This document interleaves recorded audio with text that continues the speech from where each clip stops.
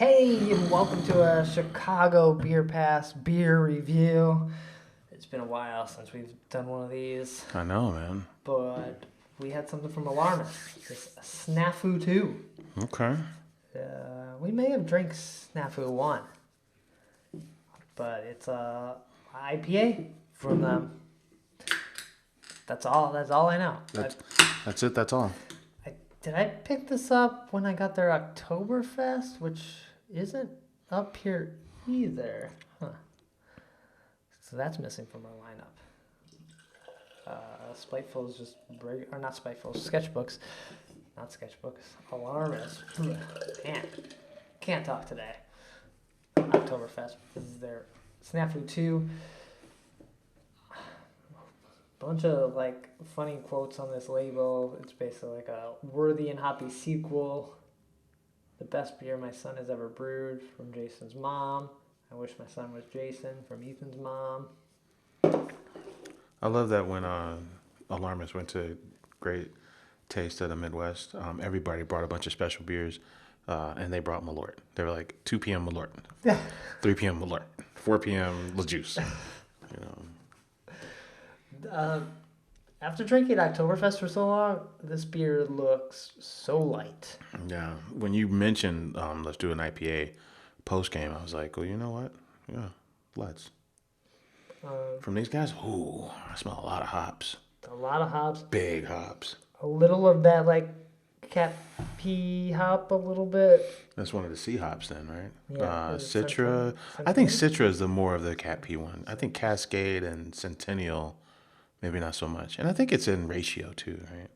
Like how much are you dry hopping with? Yeah. Ooh. That is bright after drinking back-to-back Oktoberfest. Yeah.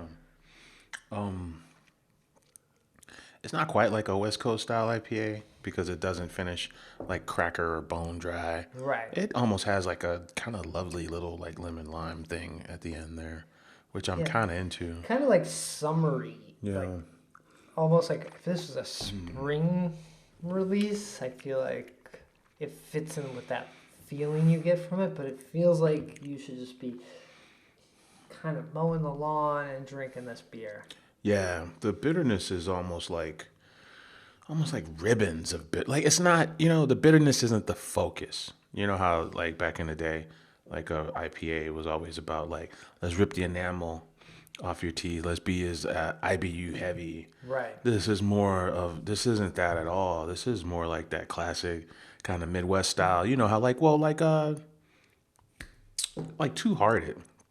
It's not bitter. Yeah, too hard to like. You think I think Too have a daisy cutter. Okay. You think this feels more like a daisy cutter than a Two Hearted? More in that like hoppy pale ale. Yeah, because the Two Hearted, and what I meant is Two Hearted is more balanced for an IPA, but yeah, daisy cutter is more like what is it? Two Hearted has more of like a body that's like a little heavier, more honey. It's a little thicker body. Right. And this one is a more thinner the way daisy cutter is thinner. That's what I think. Because Yeah. sometimes I drink daisy cutter, and I think, oh, I wish this was more IPA. Yeah. And sometimes I drink it, and I'm like, oh, that was just what I wanted. And that's why I feel like this fits in this weird thing where like you're drinking it, you're like, I wish this had more hops, and then you're like, well, no, but I'm kind of like enjoying this feeling. Very aromatic. Aromatic wise, it's very hoppy, which I enjoy. Like big fresh hops. It's actually really great. Yeah. And then and then the malt bill is just kind of a canvas for these fucking hop flavors. Like the kind of fruitiness from the hop flavors along with a little bitterness. Mm-hmm. That's very fun. Oh, how big is this? Oh, here's Alarmist Oktoberfest. 6%. Yeah, it feels like it should be a little bigger than that, but that's good. I wonder what the name's about. Well, I think it's supposed to be like a mess up or a mistake, right? Maybe the idea was like... Oh, it's a West Coast story arc with Pilsner and wheat malts with a supporting cast of Citra and Dorado. There's your cat pea. Yeah. Right? And Dorado, that might be all those other kind of lemony, limey flavors from hops. And then, So they were going for it at West Coast, and then it just didn't come out like a classic West Coast. So it's like, we can't call it a West Coast, but it's still good. Okay. So if we just read the label, we would learn so much. Just read, kids. Reading is just fundamental. Read. That's funny, yeah. There's almost like too many words on the thing, on the can, that you are like, I can't read all that. Get that away from me. Yeah. Is it weird that I'm at a phase in my journey where I actually prefer something like this over Le Juice, as much as I like Le Juice? You know?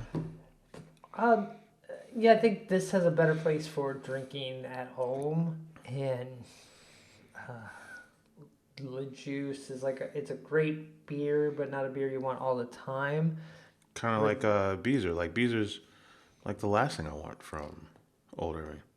Not in a bad way. Right. I just know that they do other stuff that I might want to take for a spin. Right, where it's great, but you're like, I think there's just something I'd rather have a Della. Yeah, it's like I like them, but I want to hear the other songs, right? Sure, yeah. We know. I can't play my favorite song all the time. All the time. No, exactly. It might not become my favorite. I might hate it. Yeah.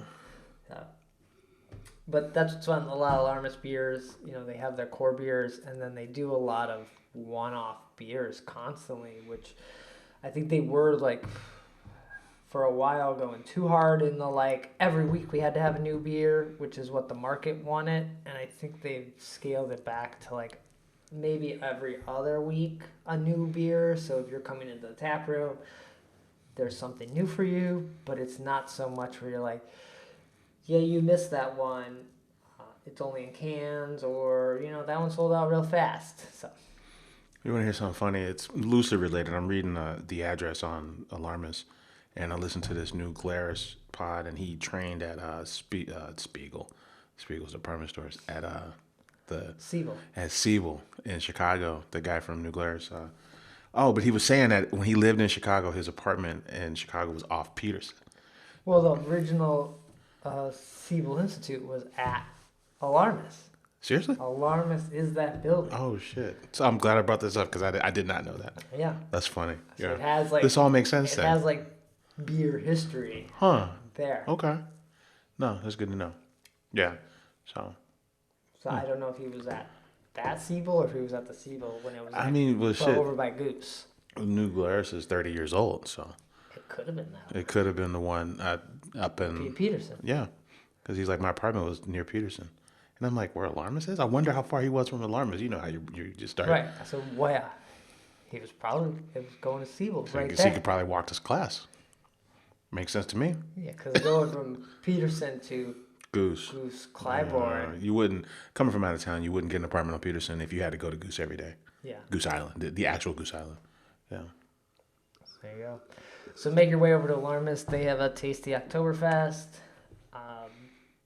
Great space. Bring your own food. They do cocktails. They have one of the best breweries in the city, for sure.